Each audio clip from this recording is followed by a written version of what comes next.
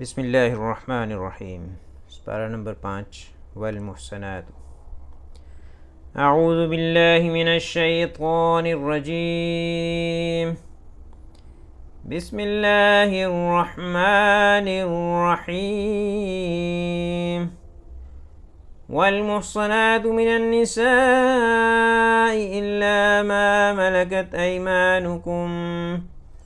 كتاب الله عليكم وأحل لكم ما وراء ذلكم أن تبتغوا بأموالكم محصنين غير مسافحين فما استمتعتم به منهن فآتوهن أجورهن فريضة ولا جناح عليكم فيما تراضيتم به من بعد الفريضة إن الله كان عليما حكيما. ومن لم يستطع منكم طولا أن ينكح المحصنات المؤمنات فمما ملكت أيمانكم من فتياتكم المؤمنات والله أعلم بإيمانكم بعضكم من بعض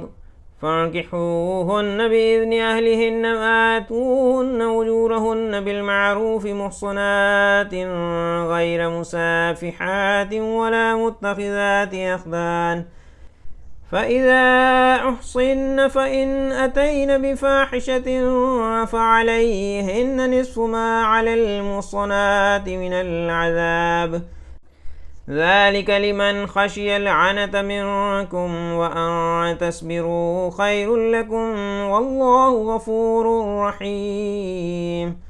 يريد الله ليبين لكم ويهديكم سنن الذين من قبلكم ويتوب عليكم والله عليم حكيم. والله يريد أن يتوب عليكم ويريد الذين يتبعون الشهوات أن تميلوا ميلا عظيما. يريد الله أن يخفف عنكم وخلق الإنسان ضعيفا. يا أيها الذين آمنوا لا تأكلوا أموالكم بينكم بالباطل إلا أن تكون تجارة عن تراض منكم ولا تقتلوا أنفسكم إن الله كان بكم رحيما. ومن يفعل ذلك عدوانا وظلما فسوف نصليه نارا وكان ذلك على الله يسيرا. إن تجتنبوا كبائر ما تنهون عنه نكفر عنكم سيئاتكم وندخلكم مدخلا كريما. ولا تتمنوا ما فضل الله به بعضكم على بعض للرجال نصيب مما اكتسبوا وللنساء نصيب مما اكتسبن واسألوا الله من فضله إن الله كان بكل شيء عليما. ولكل جعلنا موالي مما ترك الوالدان والأقربون والذين أخذت أيمانكم فآتوهم نصيبهم إن الله كان على كل شيء شهيدا. الرجال قوامون على النساء بما فضل الله بعضهم على بعض وبما أنفقوا من أموالهم فالصالحات قانتات حافظات للغيب بما حفظ الله واللاتي تخافون نشوزهن فعظوهن واهجروهن في المضاجع واضربوهن فإن أطعنكم فلا تبغوا عليهن سبيلا إن الله كان عليا كبيرا. وإن خفتم شقاق بينهما فابعثوا حكما من أهله وحكما من أهلها إن يريدا إصلاحا يوفق الله بينهما إن الله كان عليما خبيرا واعبدوا الله ولا تشركوا به شيئا وبالوالدين إحسانا وبذي القربى واليتامى والمساكين والجار ذي القربى والجار الجنب والصاحب بالجنب وابن السبيل وما ملكت أيمانكم إن الله لا يحب من كان مختالا فخورا الذين يبخلون ويأمرون الناس بالبخل ويكتمون ما آتاهم الله من فضله وأعتدنا للكافرين عذابا مهينا والذين ينفقون أموالهم رياء الناس ولا يؤمنون بالله ولا باليوم الآخر ومن يكن الشيطان له قرينا فساء قرينا وماذا عليهم لو آمنوا بالله واليوم الآخر وأنفقوا مما رزقهم الله وكان الله بهم عليما إن الله لا يظلم مثقال ذرة وإن تك حسنة يضاعفها ويؤت من لدنه أجرا عظيما فكيف إذا جئنا من كل أمة بشهيد وجئنا بك على هؤلاء شهيدا يومئذ يود الذين كفروا وعصوا الرسول لو تسوى بهم الأرض ولا يكتمون الله حديثا يا أيها الذين آمنوا لا تقربوا الصلاة وأنتم سكارى حتى تعلموا ما تقولون ولا جنبا إلا عابري سبيل حتى تغتسلوا وإن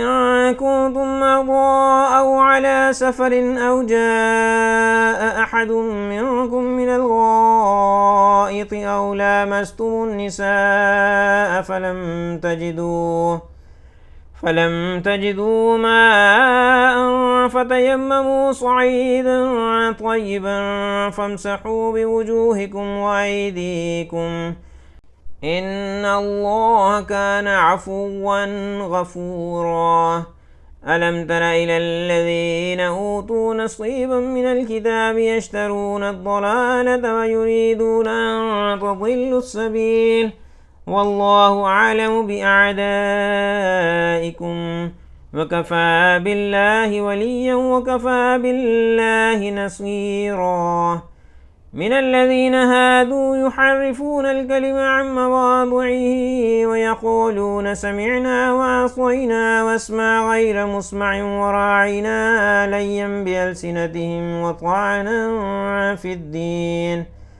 ولو أنهم قالوا سمعنا وأطعنا واسمع وانظرنا لكان خيرا لهم وأقوم ولكن لعنهم الله بكفرهم فلا يؤمنون إلا قليلا يا أيها الذين أوتوا الكتاب آمنوا بما نزلنا مصدقا لما معكم من قبل أن نطمس وجوها فنردها على أدبارها أو نلعنهم كما لعنا أصحاب السبت وكان أمر الله مفعولا إن الله لا يغفر أن يشرك به ويغفر ما دون ذلك لمن يشاء ومن يشرك بالله فقد افترى إثما عظيما ألم تر إلى الذين يزكون أنفسهم بل الله يزكي من يشاء ولا يظلمون فتيلا انظر كيف يفترون على الله الكذب وكفى به إثما مبينا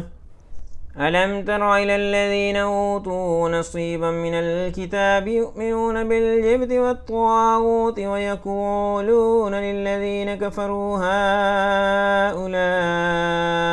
أهدى من الذين آمنوا سبيلا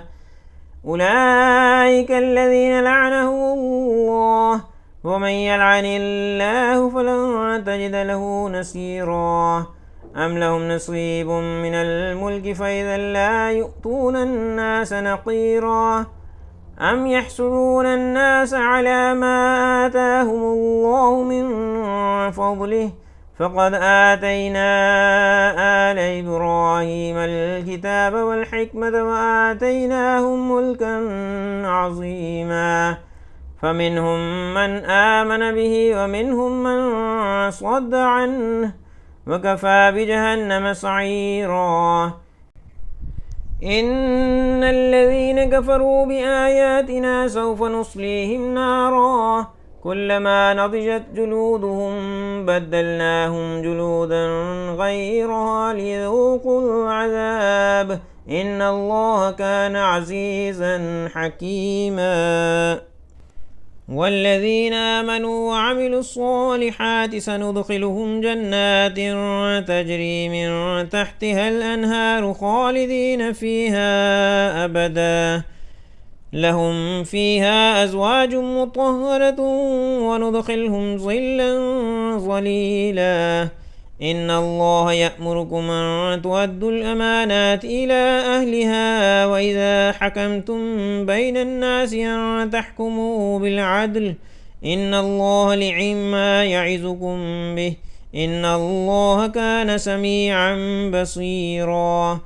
يا أيها الذين آمنوا أطيعوا الله وأطيعوا الرسول وأولي الأمر منكم، فإن تنازعتم في شيء فردوه إلى الله والرسول إن كنتم تؤمنون بالله واليوم الآخر، ذلك خير وأحسن تأويلا. ألم تر إلى الذين يزعمون أنهم آمنوا بما أنزل إليك وما أنزل من قبلك يريدون أن يتحاكموا إلى الطاغوت وقد أمروا أن يكفروا به ويريد الشيطان أن يضلهم ضلالا بعيدا. وإذا قيل لهم تعالوا إلى ما أنزل الله وإلى الرسول رأيت المنافقين يصدون عنك صدودا. فكيف إذا أصابتهم مصيبة بما قدمت أيديهم ثم جاءوك يحلفون بالله إن أردنا إلا إحسانا وتوفيقا. أولئك الذين يعلم الله ما في قلوبهم فأعرض عنهم وعظهم وقل لهم في أنفسهم قولا بليغا. وما أرسلنا من رسول إلا ليطاع بإذن الله ولو أنهم إذ ظلموا أنفسهم جاءوك فاستغفروا الله واستغفر لهم الرسول لوجدوا الله توابا رحيما. فلا وربك لا يؤمنون حتى يحكموك فيما شجر بينهم ثم لا يجدوا في أنفسهم حرجا مما قضيت ويسلموا تسليما. ولو أنا كتبنا عليهم أن اقتلوا أنفسكم أو اخرجوا من دياركم ما فعلوه إلا قليل منهم ولو أنهم فعلوا ما يوعظون به لكان خيرا لهم وأشد تثبيتا. وإذا لآتيناهم من لدنا أجرا عظيما ولهديناهم صراطا مستقيما. ومن يطع الله والرسول فأولئك مع الذين أنعم الله عليهم من النبيين والصديقين والشهداء والصالحين وحسن أولئك رفيقا. ذلك الفضل من الله وكفى بالله عليما. يا أيها الذين آمنوا خذوا حذركم فانفروا ثبات أو انفروا جميعا وإن منكم لمن ليبطئن فإن أصابتكم مصيبة قال قد أنعم الله علي إذ لم أكن معهم شهيدا ولئن أصابكم فضل من الله ليقولن كأن لم تكن بينكم وبينه مودة يا ليتني كنت معهم فأفوز فوزا عظيما فليقاتل في سبيل الله الذين يشرون الحياة الدنيا بالآخرة ومن يقاتل في سبيل الله فيقتل أو يغلب فسوف نؤتيه أجرا عظيما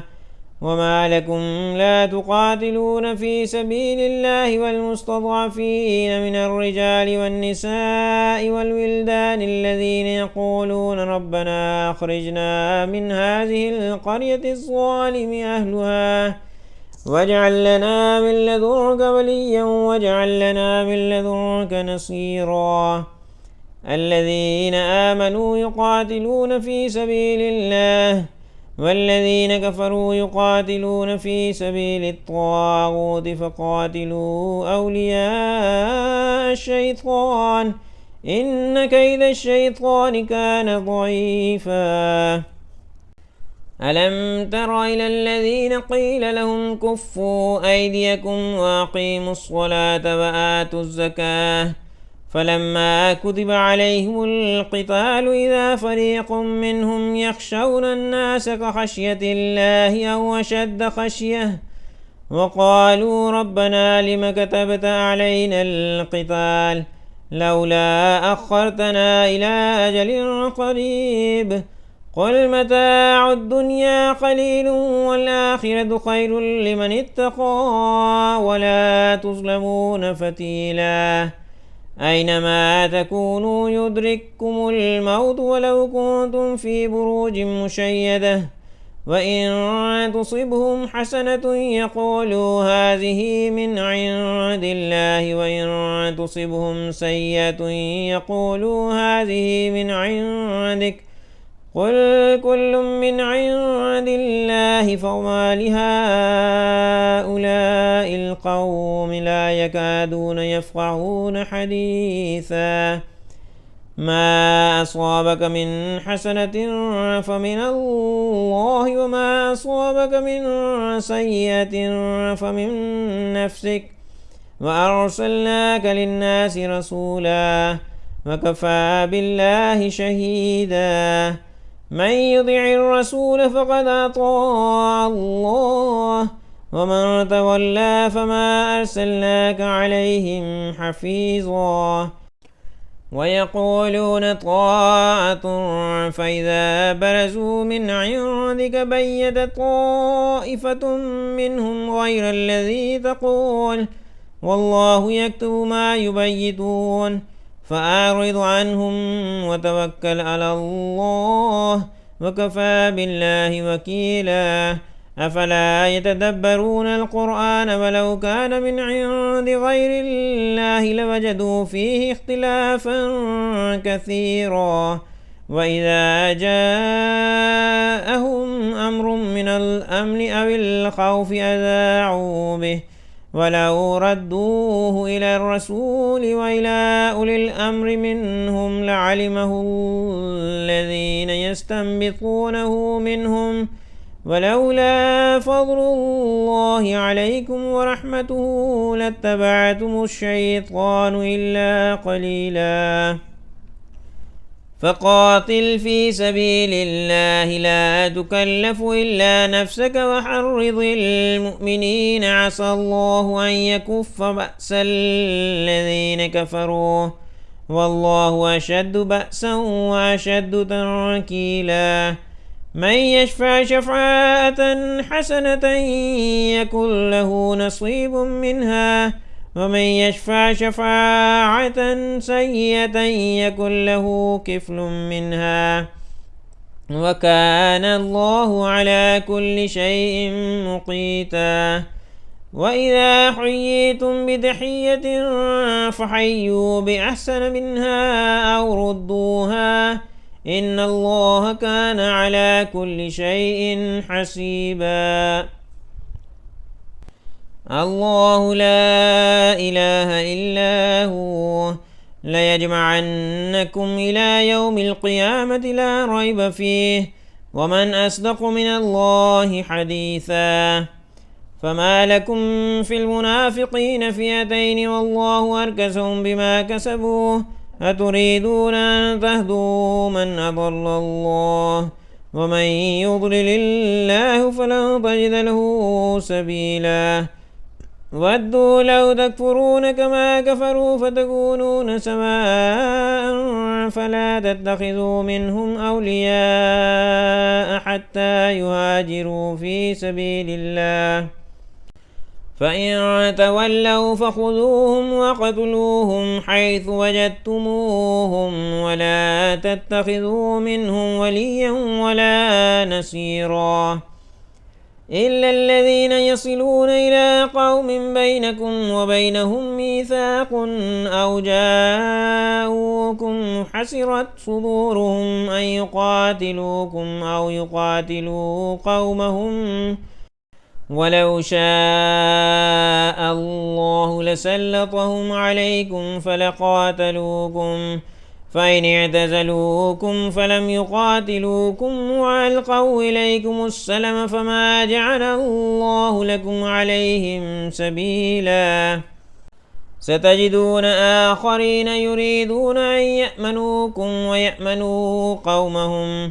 كلما ردوا إلى الفتنة أركسوا فيها فإن لم يعتزلوكم ويلقوا إليكم السلم ويكفوا أيديهم فخذوهم وقتلوهم حيث ثقفتموهم وأولئكم جعلنا لكم عليهم سلطانا مبينا. وما كان لمؤمن أن يقتل مؤمنا إلا خطأ ومن قتل مؤمنا خطأ فتحرير رقبة مؤمنة ودية مسلمة إلى أهله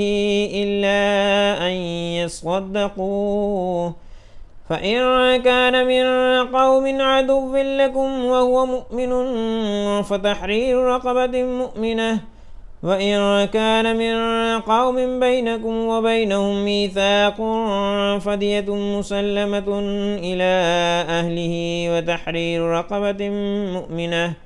فمن لم يجد فصيام شهرين متتابعين توبة من الله وكان الله عليما حكيما. ومن يقتل مؤمنا متعمدا فجزاؤه جهنم خالدا فيها وغضب الله عليه ولعنه وأعد له عذابا عظيما. يا أيها الذين آمنوا إذا ضربتم في سبيل الله فتبينوا ولا تقولوا لمن ألقى إليكم السلام لست مؤمنا تبتغون عرض الحياة الدنيا فعند الله مغانم كثيرة كذلك كنتم من قبل فمن الله عليكم فتبينوا إن الله كان بما تعملون خبيرا. لا يستوي القاعدون من المؤمنين غير أولي الضرر والمجاهدون في سبيل الله بأموالهم وأنفسهم فضل الله المجاهدين بأموالهم وأنفسهم على القاعدين درجة وكلا وعد الله الحسنى وفضل الله المجاهدين على القاعدين أجرا عظيما درجات منه مغفرة ورحمة وكان الله غفورا رحيما. إن الذين توفاهم الملائكة ظالمي أنفسهم قالوا فيم كنتم قالوا كنا مستضعفين في الأرض قالوا ألم تكن أرض الله واسعة فتهاجروا فيها فأولئك مأواهم جهنم وساءت مصيرا إلا المستضعفين من الرجال والنساء والولدان لا يستطيعون حيلة ولا يهتدون سبيلا فأولئك عسى الله أن يعفو عنهم وكان الله عفوا غفورا ومن يهاجر في سبيل الله يجد في الأرض مراغما كثيرا وسعة ومن يخرج من بيته مهاجرا إلى الله ورسوله ثم يدركه الموت فقد وقع أجره على الله وكان الله غفورا رحيما وإذا ضربتم في الأرض فليس عليكم جناح أن تقصروا من الصلاة إن خفتم أن يفتنكم الذين كفروا إن الكافرين كانوا لكم عدوا مبينا وإذا كنت فيهم فأقمت لهم الصلاة فلتقم طائفة منهم معك وليأخذوا أسلحتهم فإذا سجدوا فليكونوا من ورائكم ولتأت طائفة أخرى لم يصلوا فليصلوا معك وليأخذوا حذرهم وأسلحتهم ود الذين كفروا لو تغفلون عن أسلحتكم وأمتعتكم فيميلون عليكم ميلة واحدة ولا جناح عليكم إن كان بكم أذى من مطر أو كنتم مرضى أن تضعوا أسلحتكم وخذوا حذركم إن الله أعد للكافرين عذابا مهينا فإذا قضيتم الصلاة فاذكروا الله قياما وقعودا وعلى جنوبكم فإذا اطمأننتم فأقيموا الصلاة إن الصلاة كانت على المؤمنين كتابا موقوتا ولا تهنوا في ابتغاء القوم إن تكونوا تألمون فإنهم يألمون كما تألمون وترجون من الله ما لا يرجون وكان الله عليما حكيما إنا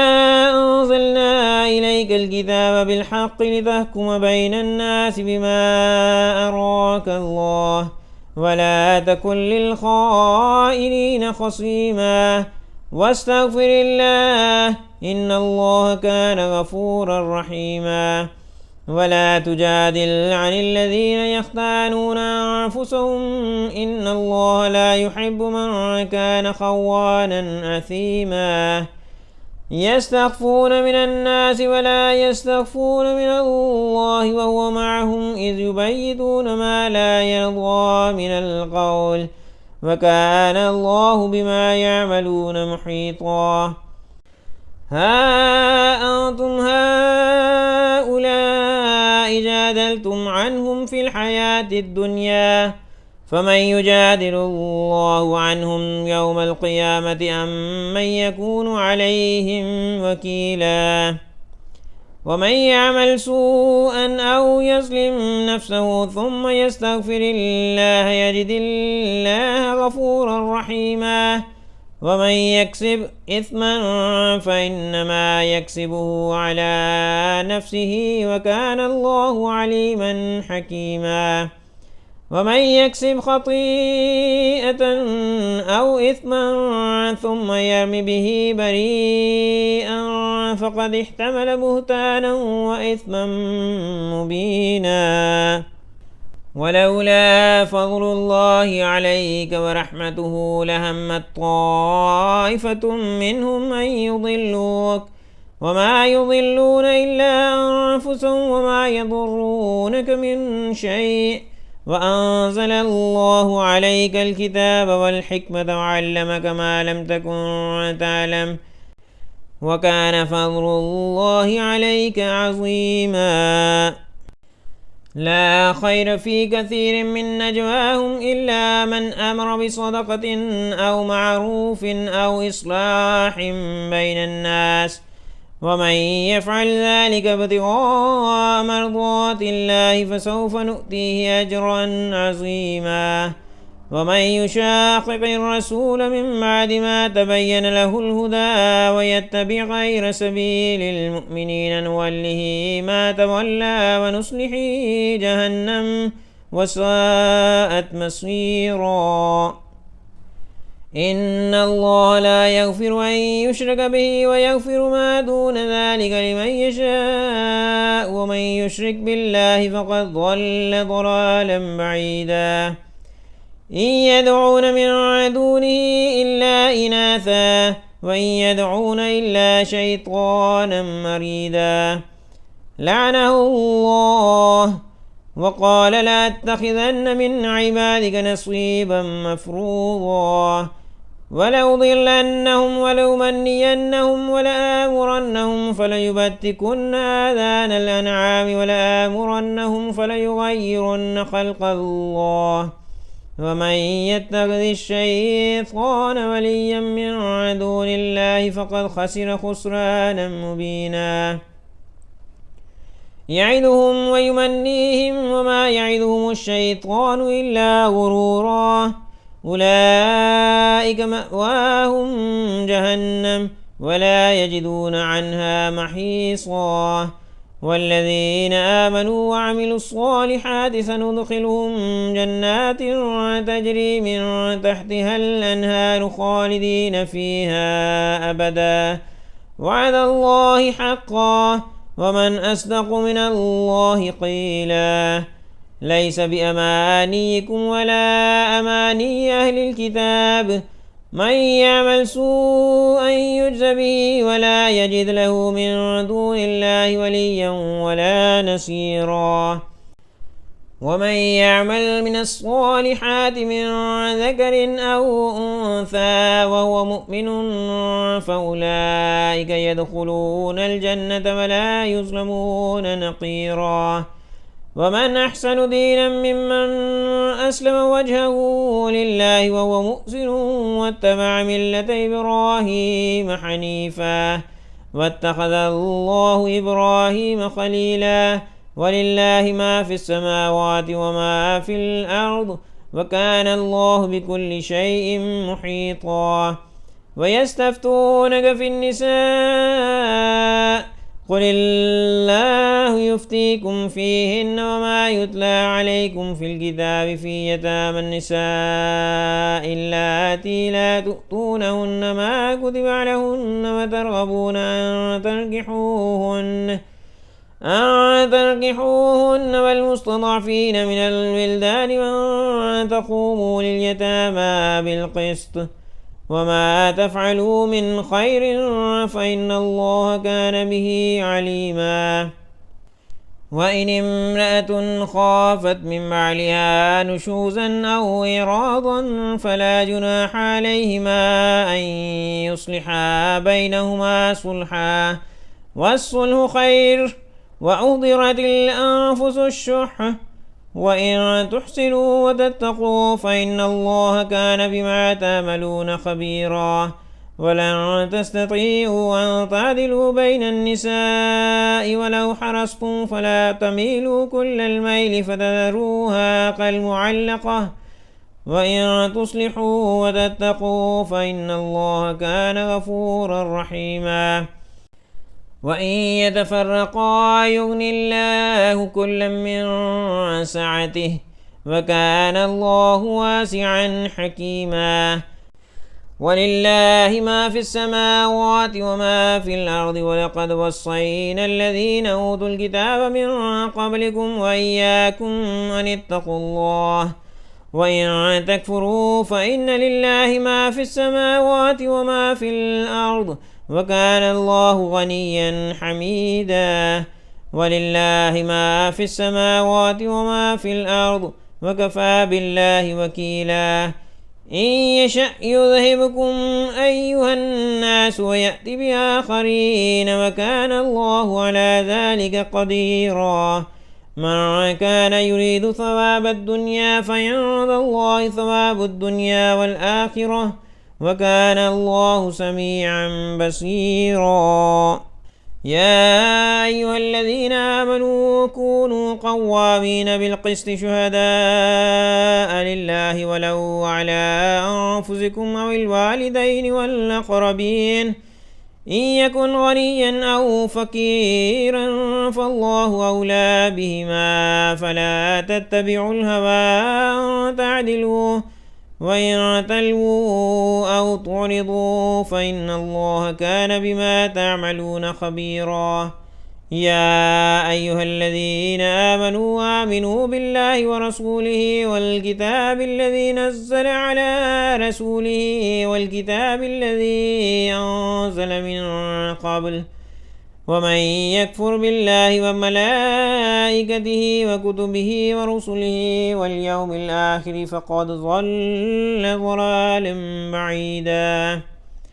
إن الذين آمنوا ثم كفروا ثم آمنوا ثم كفروا ثم ازدادوا كفرا لم يكن الله ليغفر لهم ولا ليهديهم سبيلا. بشر المنافقين بأن لهم عذابا أليما. الذين يتخذون الكافرين أولياء من دون المؤمنين أيبتغون عندهم العزة فإن العزة لله جميعا. وقد نزل عليكم في الكتاب أن إذا سمعتم آيات الله يكفر بها ويستهزأ بها فلا تقعدوا معهم حتى يخوضوا في حديث غيره إنكم إذا مثلهم إن الله جامع المنافقين والكافرين في جهنم جميعا. الذين يتربصون بكم فإن كان لكم فتح من الله قالوا ألم نكن معكم وإن كان للكافرين نصيب قالوا ألم نستحوذ عليكم ونمنعكم من المؤمنين فالله يحكم بينكم يوم القيامة ولن يجعل الله للكافرين على المؤمنين سبيلا. إن المنافقين يخادعون الله وهو خادعهم وإذا قاموا إلى الصلاة قاموا كسالى يراءون الناس ولا يذكرون الله إلا قليلا. مذبذبين بين ذلك لا إله هؤلاء ولا إله هؤلاء ومن يضلل الله فلن تجد له سبيلا.